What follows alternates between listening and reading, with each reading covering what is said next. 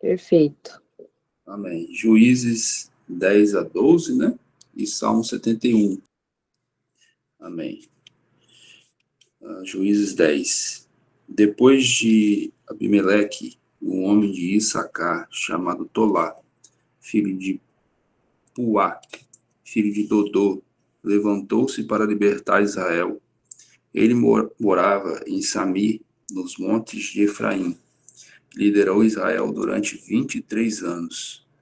Então morreu e foi sepultado em Samir. Depois dele veio Jair de Gileade, que liderou Israel durante 22 anos. Teve 30 filhos, que montavam 30 jumentos. Eles tinham autoridade sobre 30 cidades, as quais até hoje são chamados povoados de Jair, e ficam em Gileade. Quando Jair morreu, foi sepultado em Camon. Mais uma vez, os israelitas fizeram o que o Senhor reprova.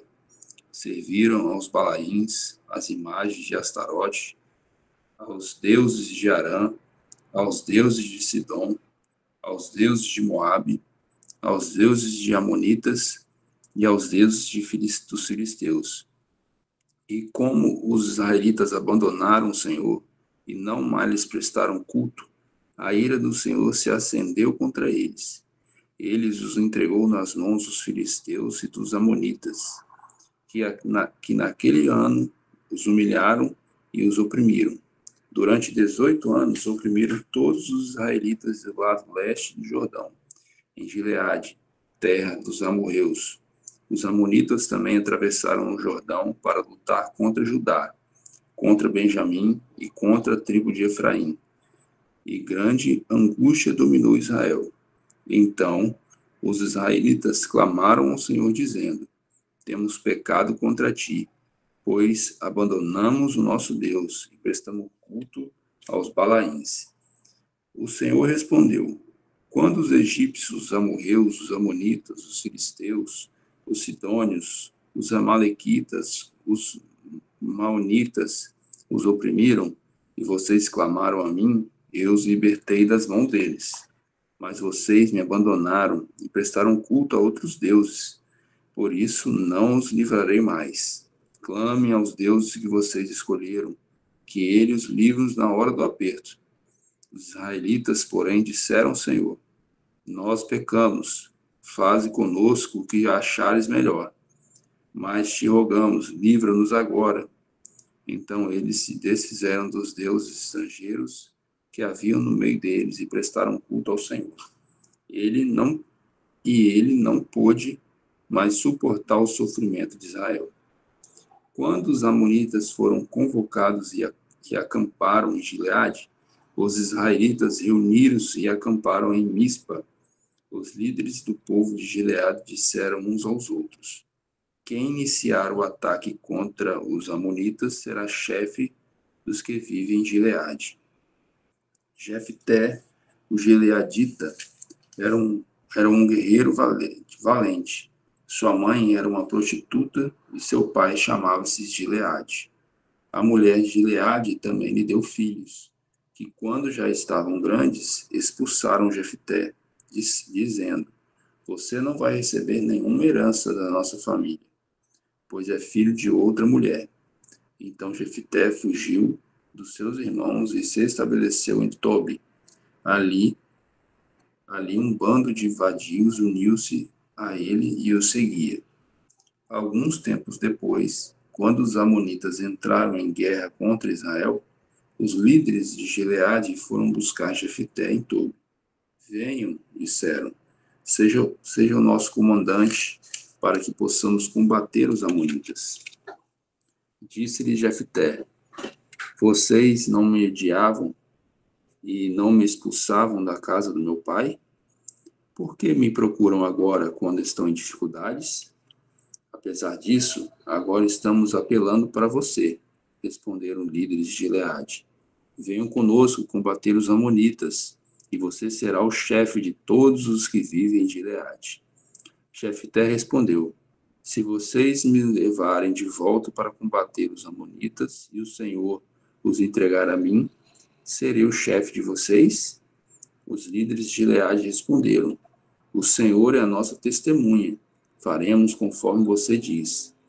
Assim Jefté foi com os líderes de Gileade e o povo, e fez chefe e comandante sobre todos. E ele repetiu perante o Senhor, em Mispa, todas as palavras que tinha dito. Jefté enviou mensageiros ao rei Amonita com a seguinte pergunta: Quem é que tens contra nós para termos atacado nossa terra? O rei Amonita respondeu aos mensageiros de Jefté: Quando Israel veio do Egito, tomou as minhas terras, desde Armon até Jaboque e até o Jordão.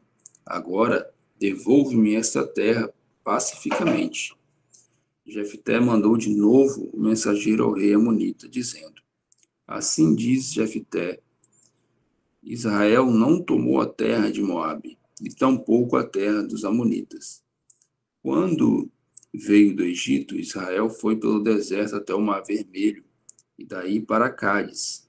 Então Israel enviou mensageiros do rei de Edom, dizendo: Deixe-nos atravessar a sua terra.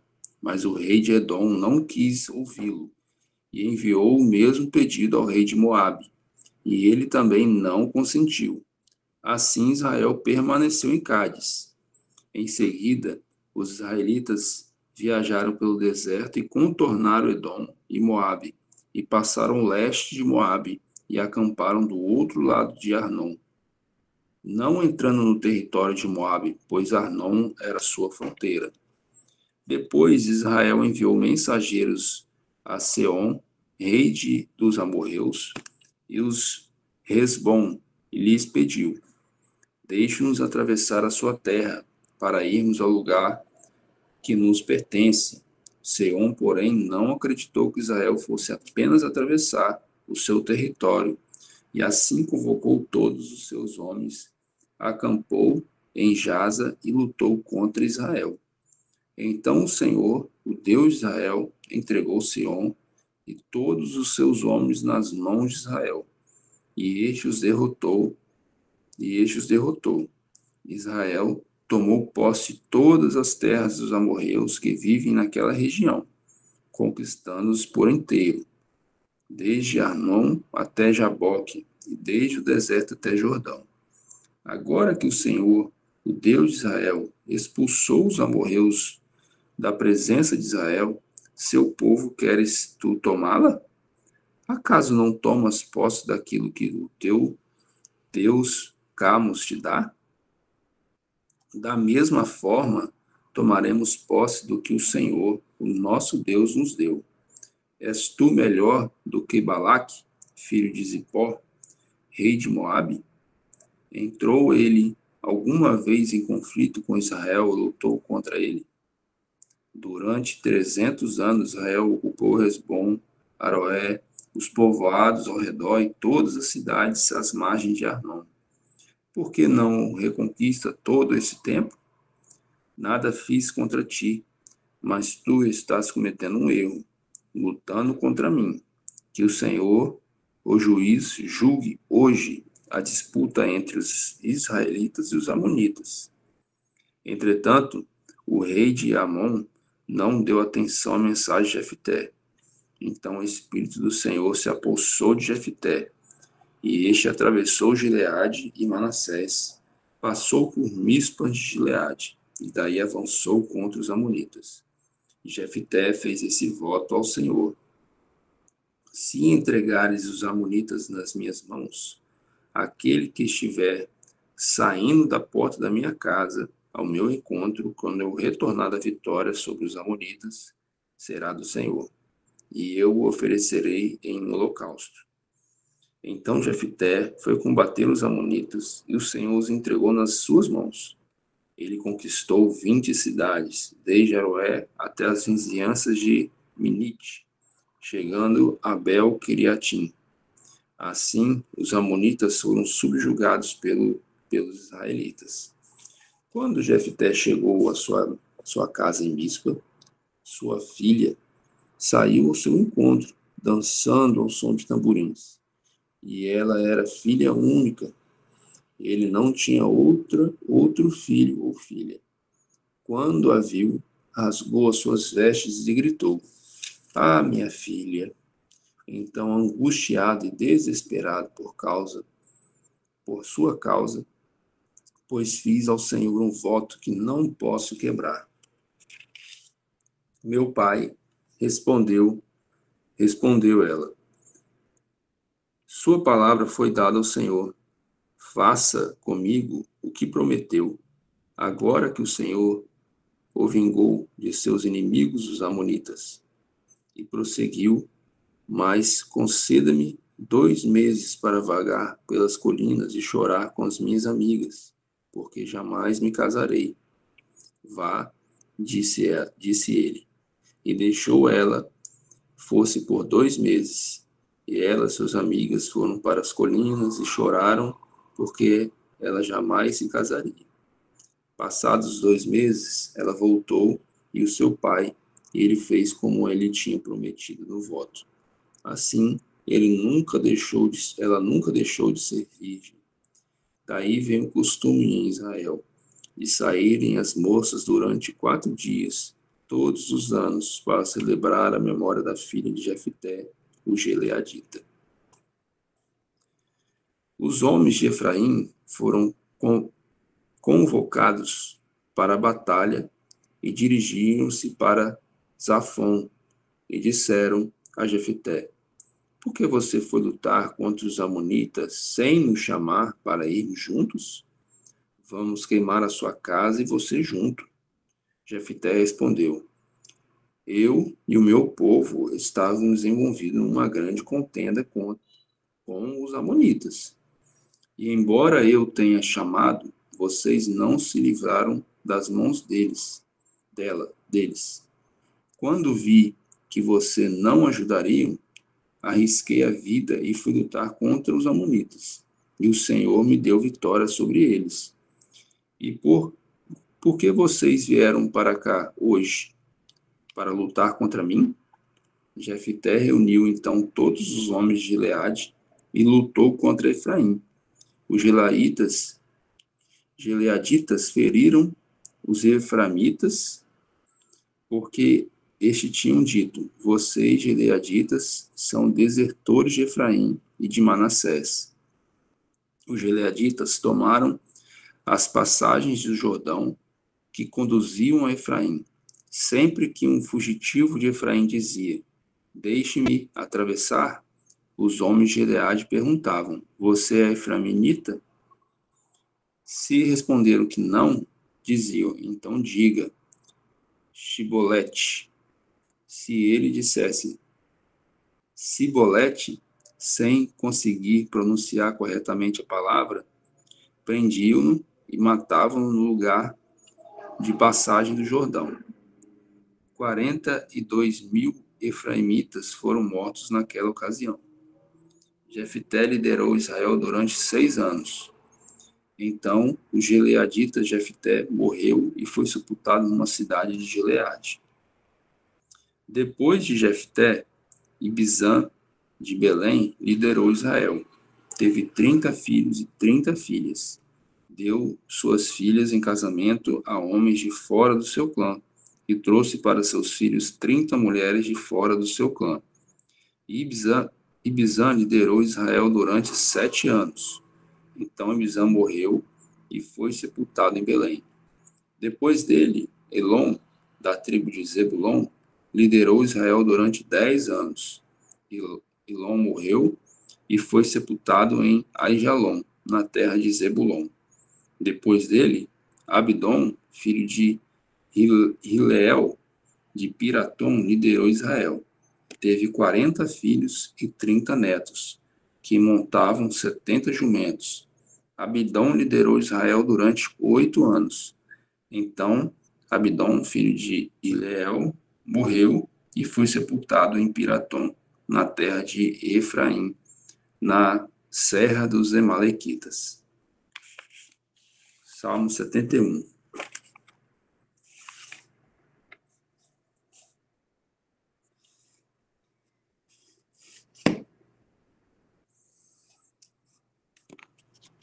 Salmo Salmo 71. Em ti, Senhor, busquei refúgio. Nunca permitas que eu seja humilhado. Resgata-me e livra-me por tua justiça. Inclina os teus ouvidos para mim e salva-me. Peço-te que sejas a minha rocha de refúgio, para onde eu sempre possa ir. Dá ordem para que me libertem, pois és a minha rocha e a minha fortaleza. Livra-me, ó Deus, das mãos dos ímpios, das garras dos perversos e cruéis. Pois tu és a minha esperança, ó soberano Senhor. Em ti está a minha confiança desde a juventude. Dentre o ventre materno, dependo de ti. Tu me sustentas. Desde as entranhas da minha mãe, eu sempre te louvarei. Tornei-me um exemplo para muitos, porque tu és o meu refúgio seguro. Do teu louvor transborda a minha boca, que o tempo todo proclama o teu esplendor. Não me rejeites na minha velhice, não me abandones quando se vão as minhas forças, pois os meus inimigos me caluniam. Os que estão à espreita juntam-se e planejam matar-me. Deus o abandonou, dizendo eles: persigam-no e prendam-no, pois ninguém o livrará. Não fiques longe de mim, ó Deus. Ó meu Deus, apresse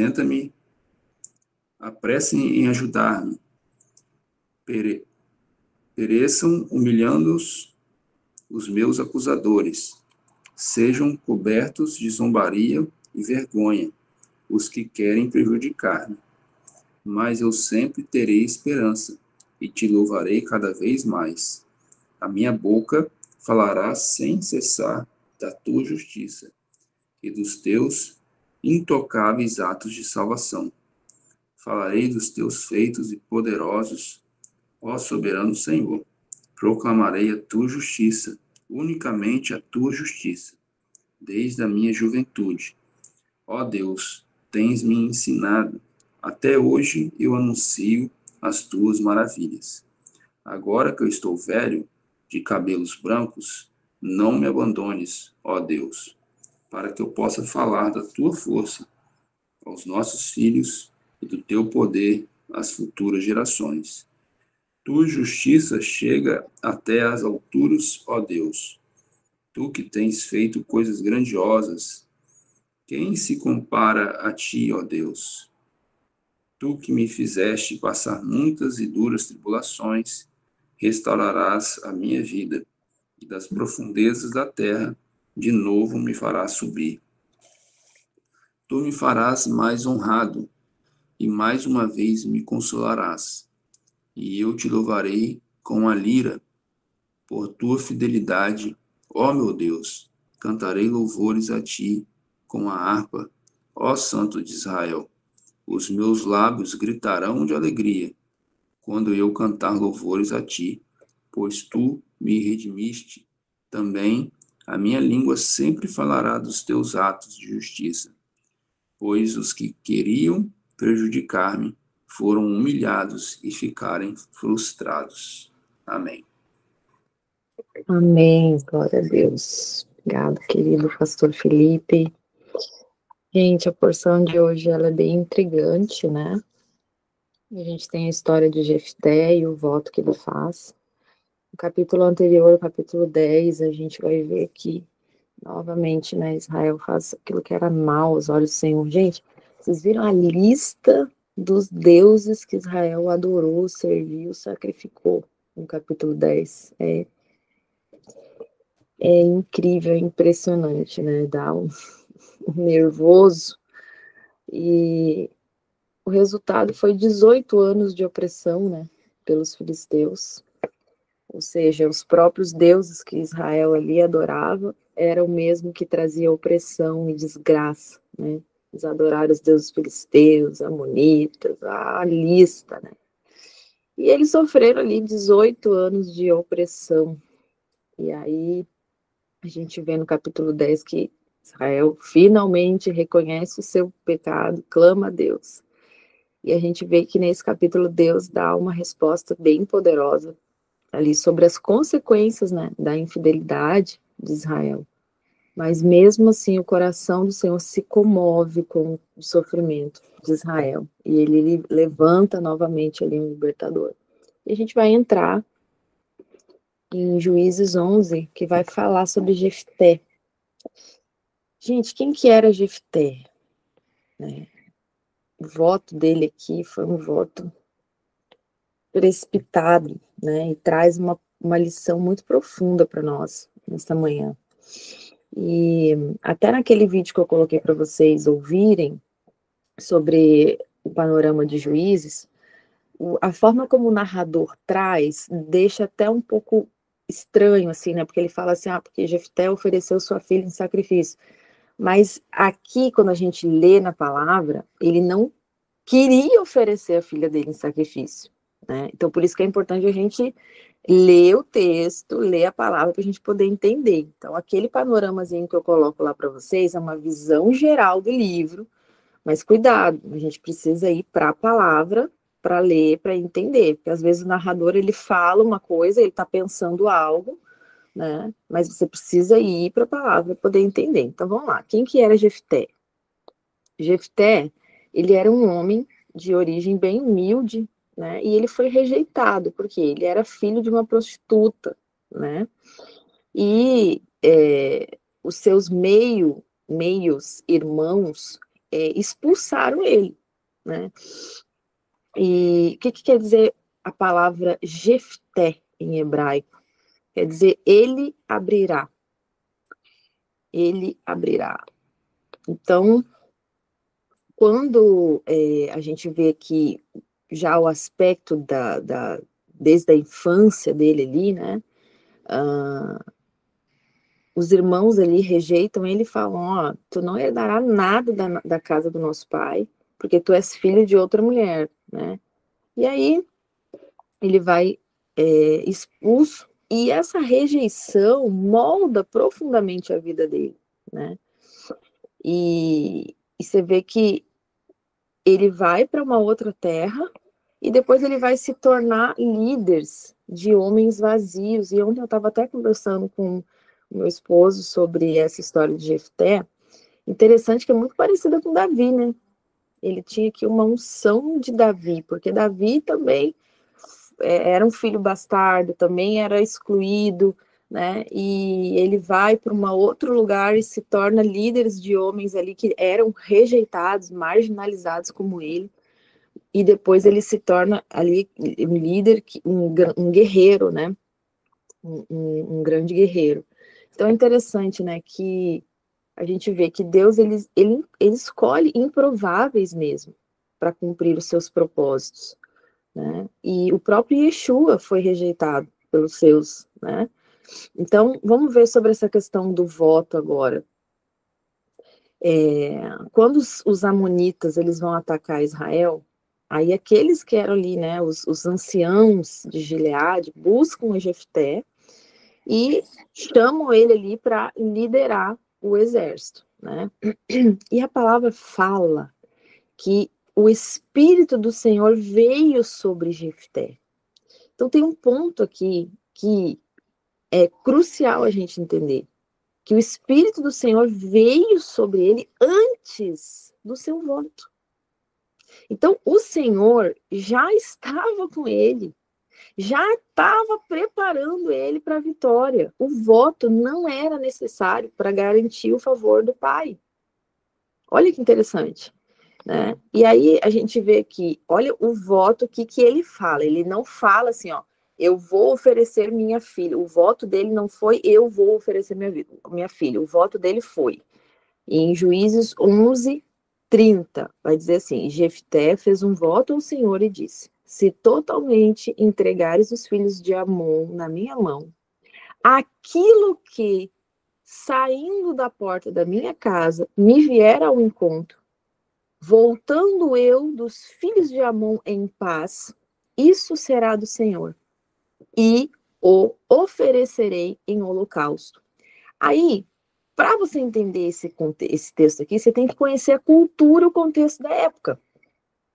E, naquela época, normalmente, seriam animais domésticos que saíam para receber alguém. Inclusive, os animais domésticos, eles ficavam numa área dentro da casa, né? Eles tinham ali um lugar dentro da casa, que era geralmente ali mais perto da porta, né? Eles não ficavam ali fora, os domésticos ficavam dentro da casa mesmo. Então, quando alguém chegava, o comum era o quê? Sair um animal, entende? Então, Jefté, quando ele fez o voto dele aqui, ele, na cabeça dele, tinha imaginado que era um animal do seu rebanho que ia sair para receber. O que é certo, que a gente vê na palavra aqui, é que ele não esperava que fosse a sua filha. E a gente vê isso por quê? Por causa da reação dele, né? Então, aí, ali acontece a tragédia, porque a vitória veio, né, como o Eterno havia prometido, porque o Senhor já tinha determinado a vitória antes do voto, o Senhor já tinha como propósito a vitória, né? Aí quando ele volta para casa, a palavra vai dizer para nós no 34 e no 35, vindo pois Jefté a Mispá, a sua casa, eis que sua filha sai ao seu encontro com tamborins e dança. E ela era única filha, e ele não tinha nenhum outro filho, nem outra filha. E aconteceu que, quando a viu, rasgou as suas vestes e disse: Ah, filha minha, muito me abateste, e estás entre os que me turbam o coração, porque eu abri a minha boca ao Senhor e não tornarei atrás. Então, a gente vê aqui que essa palavra, para descrever a reação de Jefté, é a palavra vaikra, que quer dizer rasgar. Então, era um gesto de profundo luto.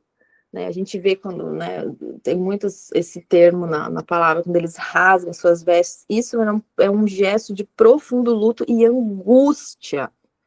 Então, quando ele vê a sua filha ali, ele imediatamente ele reconhece a terrível consequência das palavras precipitadas dele, entende? Então ele não queria que fosse filha dele, né? Mas ele fez um voto precipitado e ele fala que ele não poderia descumprir aquilo que ele tinha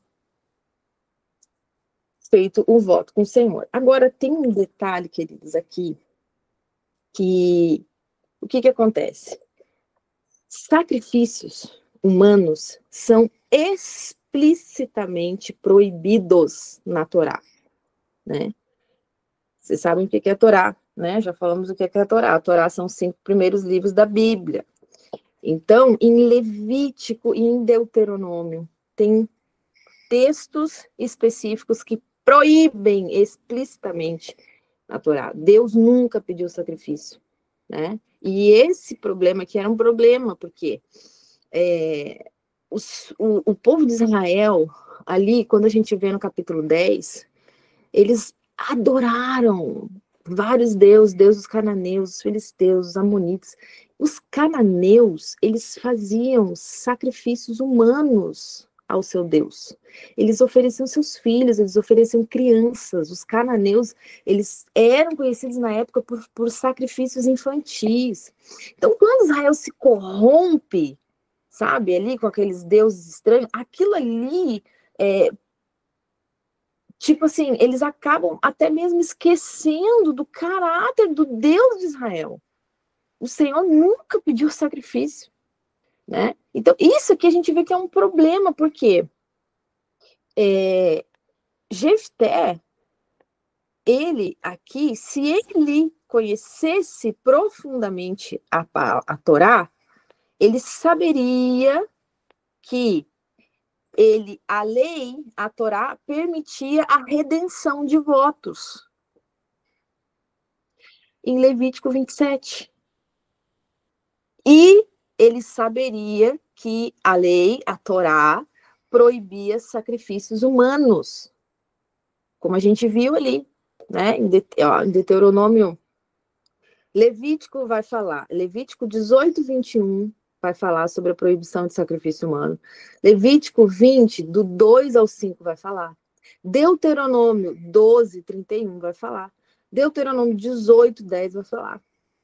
Entende? E Levítico 27 vai falar da redenção do voto. Então, ele poderia ter oferecido ali um cordeiro para render ali o voto dele. Entende? Então, olhem a importância de conhecer a palavra. Como a gente precisa conhecer a palavra, porque através da palavra nós conhecemos o coração do nosso Deus, o caráter dele, aquilo que agrada e aquilo que não agrada. Torá quer dizer instrução. A palavra é instrução, por isso que nós, como filhos do Senhor, nós precisamos amar o estudo da palavra, nós precisamos desejar, nós temos que ter compromisso, nós temos que ter disciplina, né? Queridos, eu estou aqui, estou fazendo uma viagem com meu esposo, né? Nós temos 20 e tantos anos juntos de casado, e essa é a primeira vez que a gente faz uma viagem só nós, e estamos aqui num tempo que o Senhor preparou. Em todo tempo nós agradecemos o Senhor por esse tempo, nós sonhamos em ter esse tempo.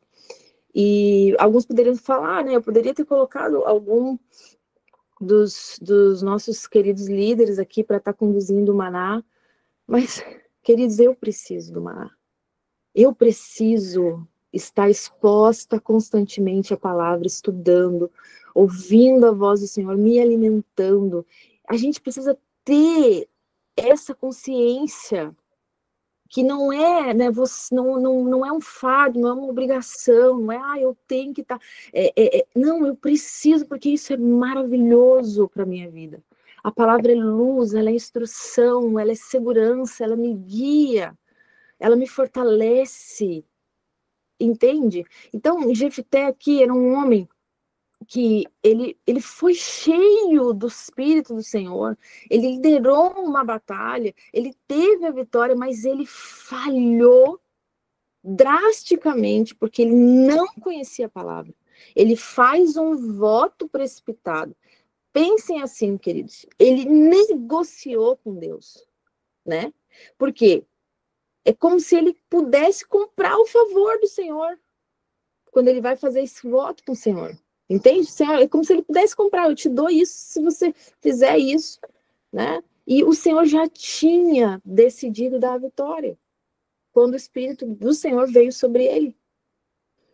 Entende? Então, a gente precisa entender a importância de nós conhecermos a palavra, de nós entendermos o coração do Senhor, a instrução do Senhor sobre as nossas vidas. E apesar desse voto imprudente, Jefté, ele é mencionado nos heróis da fé, lá em Hebreus 11. Hebreus 11 é o capítulo dos heróis da fé, né? E ele é mencionado ali como um exemplo de fé. Isso mostra que o Eterno trabalha através de pessoas imperfeitas que confiam nele. E qual é o ensino para nós nesta manhã, né? A história aqui de Jefté ensina para nós as consequências das palavras precipitadas e dos votos impensados. A gente precisa ter muito cuidado com votos impensados e as palavras. A Torá vai dizer para nós, em Números 32, vai dizer assim, ó, quando um homem fizer um voto ao Senhor, ou juramento, ligando a sua alma com a obrigação, não violará a sua palavra. Segundo tudo que saiu da sua boca, fará. Certo? Esse texto que ele conhecia, né? Mas o restante não. Então, Yeshua vai nos advertir sobre os juramentos precipitados em Mateus 5, 33 ao 37. Anota aí para você ler depois. Mateus 5, do 33 ao 37. Yeshua nos adverte sobre juramentos precipitados. E ele ainda vai falar nesse texto aqui, ó, sei eu posso falar sim, sim ou não, porque o que procede disso, né, o que passa disso procede do maligno, tá? Então, a gente tem que ter cuidado. Ouça isso, queridos. Ouça isso nessa manhã.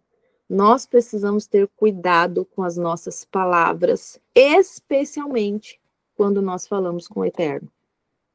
Nós precisamos conhecer o coração, o caráter do nosso Deus. Né? O Senhor nunca pediu sacrifício humano, nunca. Né? E quando você fala com o Senhor, qual a sua intenção? Você quer comprar o favor dele? Né? Então, cuidado com as palavras. Né? Devemos ter muito cuidado com os votos. E quando fizer um voto, tem que cumprir, né? Mas não faça votos precipitados. E o ponto mais importante aqui, dessa manhã, dessa porção aqui, é a gente buscar conhecer melhor a palavra do Senhor e confiar na graça dele, ao invés de tentar negociar, de barganhar com Deus. Né? Confiar no favor do Senhor através daquilo que ele já tem liberado sobre as promessas, né?